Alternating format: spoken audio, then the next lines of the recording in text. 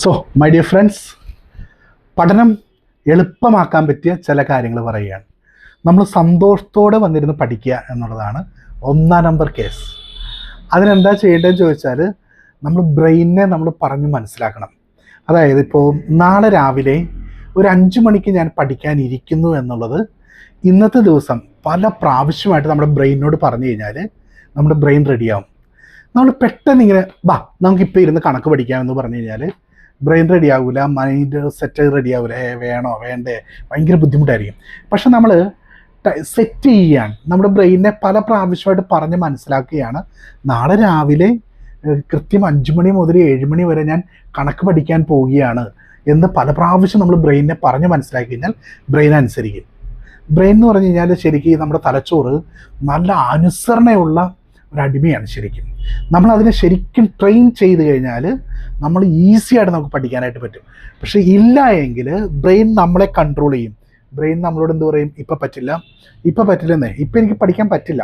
നമ്മൾ എത്ര പ്രാവശ്യം എടുത്ത് വെച്ചാലും ഇത്രയായിട്ട് ഇങ്ങനെ നമ്മൾ മാറ്റി വെച്ചുകൊണ്ടിരിക്കും.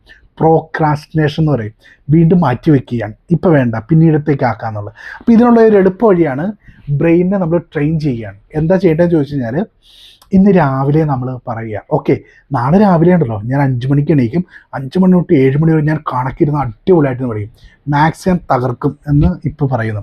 പിന്നെ ഒരു 2 മണിക്കൂർ കഴിഞ്ഞിട്ട് വീണ്ടും പറയുകയാണ്, നാളെ രാവിലെ എനിക്ക് എണീക്കാനുള്ളതാണ്, രാവിലെ എണീറ്റ് 5 മുതൽ 7 മണി പഠിക്കാനുള്ളതാണ്.